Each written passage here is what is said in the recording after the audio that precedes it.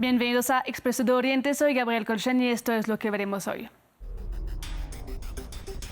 Se cumplen 2 años del 7 de octubre de 2023, un día marcado por los sorpresivos y mortíferos ataques de Hamas en territorio israelí, que fueron respondidos por una guerra sin precedentes en la Franja de Gaza.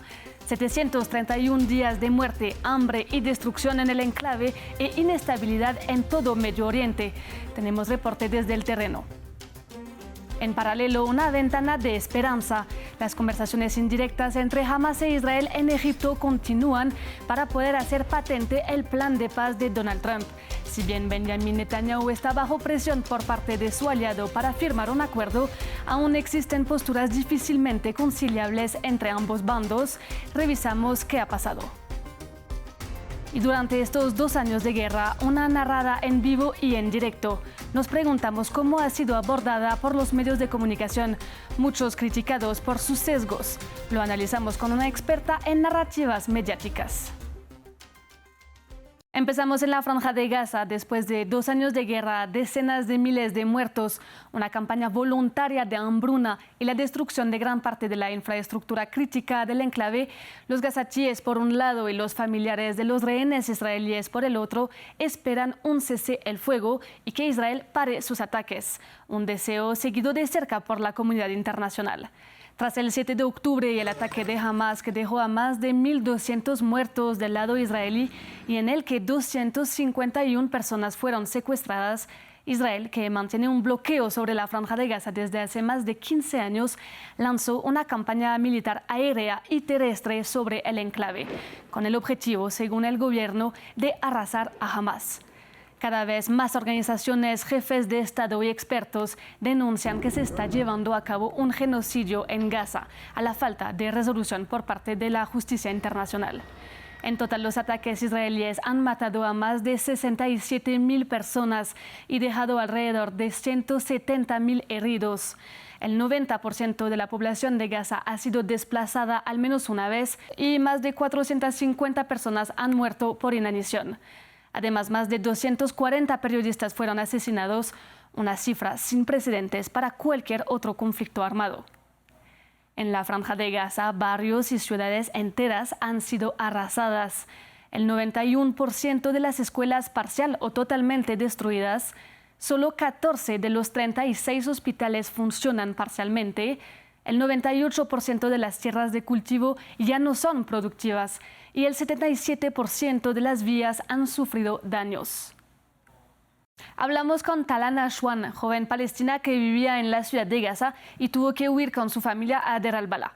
Nos describe sus sensaciones tras 2 años de la guerra.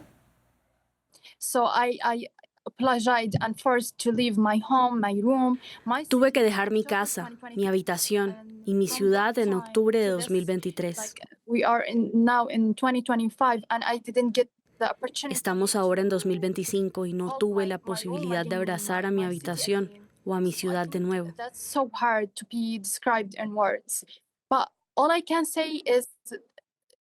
Es demasiado difícil para poder describirlo con palabras.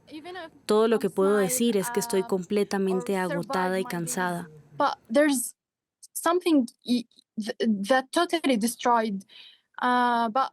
Aunque esté sonriendo ahora mismo y logrando sobrevivir, hay algo que está totalmente destruido, pero intentamos seguir teniendo una voz. Eso es lo que yo hago, mantener mi voz y hablar por los que no tienen voz en Gaza y Palestina.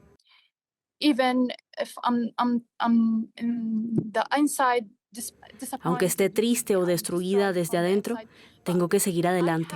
Es nuestro deber.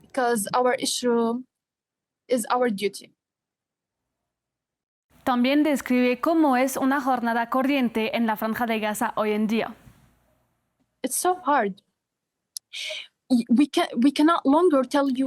Es muy difícil. Ya no podemos decir cuándo empieza o termina el día.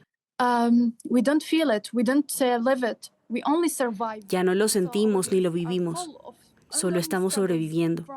Cada día está lleno de muchas luchas, desde llenar el cubo de agua para poder lavar tu cara hasta buscar un lugar seguro donde quedarse. Y eso es imposible porque no hay ningún lugar seguro en la Franja de Gaza.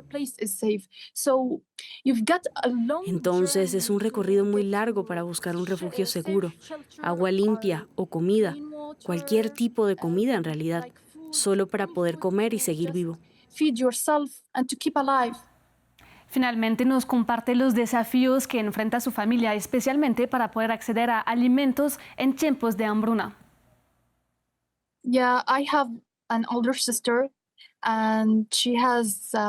Tengo una hermana mayor que tuvo un bebé durante el genocidio y su embarazo fue un gran desafío porque no podía comer lo que necesitaba para ella y para su hijo Karim.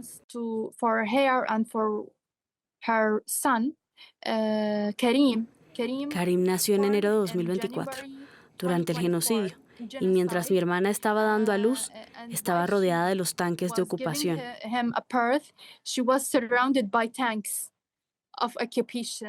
Entonces fue increíblemente difícil.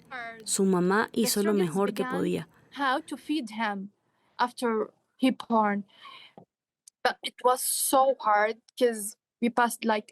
Como trabajaba como coordinadora de programa en una asociación para mujeres, usó todo su salario para poder conseguir pollo, por ejemplo.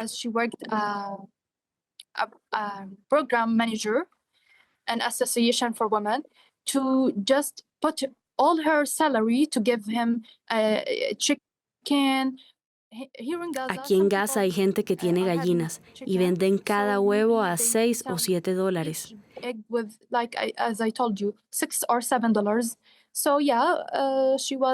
Entonces mi hermana le compró huevos para poder alimentarlo y cada mes pudimos comprar un huevo para darle al bebé Karim. Y a pesar del pedido expreso de Donald Trump para parar los ataques sobre Gaza, Israel ha seguido bombardeando el enclave. Unas hostilidades como telón de fondo mientras se llevan a cabo las conversaciones indirectas en Egipto entre Hamas e Israel. Después de que Netanyahu aceptara el plan de Trump para Gaza, Hamas se expresó de acuerdo parcialmente con la propuesta y listos para negociar los detalles. Pero estos detalles son en realidad puntos cruciales. Hamas pide que el último rehén israelí sea liberado al mismo tiempo que se retiren definitivamente las fuerzas israelíes del enclave. Además, han mantenido ambigüedad sobre su hipotético desarme, un elemento central del plan de Trump. El presidente estadounidense ha mostrado optimismo sobre las negociaciones y dijo que hará todo lo posible para que ambas partes cumplan el acuerdo. Y desde el mismo 7 de octubre de 2023, la cobertura mediática del conflicto en Gaza por parte de los medios de comunicación ha estado en el centro del escrutinio. Una carta escrita en noviembre de 2023 y firmada desde entonces por más de 1.400 periodistas, en mayoría estadounidenses, acusa a las salas de prensa occidentales de usar una retórica deshumanizante sobre los palestinos. En marzo de este año, periodistas de 5 medios británicos como la BBC o The Guardian también denunciaron los prejuicios en contra de los palestinos en sus redacciones. Para ampliar el tema conectamos con María Paula Martínez, periodista y profesora en la Universidad de los Andes. Hola María Paula, ¿cómo ha sido el cubrimiento de la guerra en Gaza por parte de los grandes medios de comunicación? Yo creo que en general hay una tendencia a proteger mucho más al Estado de Israel, a hablar de guerra, por ejemplo, en cambio de genocidio. O sea, creo que hay maneras de medirlo además, ¿no? ¿Cuántos medios han dicho genocidio? ¿Cuántos hablan de una guerra? ¿Cuántos reconocen la ocupación o no?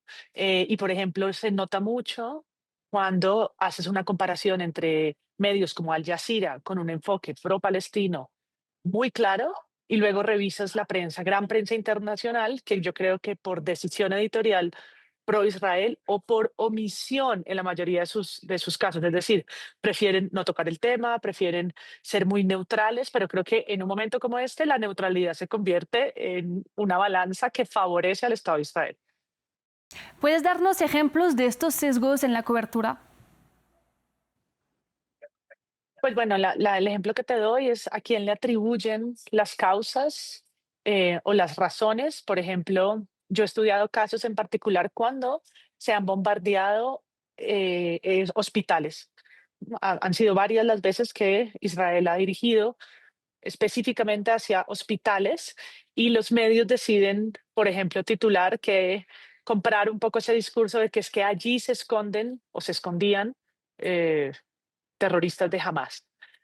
Y toman ese enfoque por encima de pues poner sobre la mesa lo grave que es apuntar contra un lugar como una clínica, donde hay sobre todo una población enferma, mujeres, niños, las muertes, ¿no? Y la noticia, aunque es la misma, pues cambia la perspectiva desde donde de la dan. Entonces, las noticias de los hospitales es muy clara, como enfoque parcializado. En los que son sobre el hambre, es un asunto sin responsable, ¿no? Como las personas mueren de hambre, mueren, ¿no? No hablan de la situación, las causas de esa situación.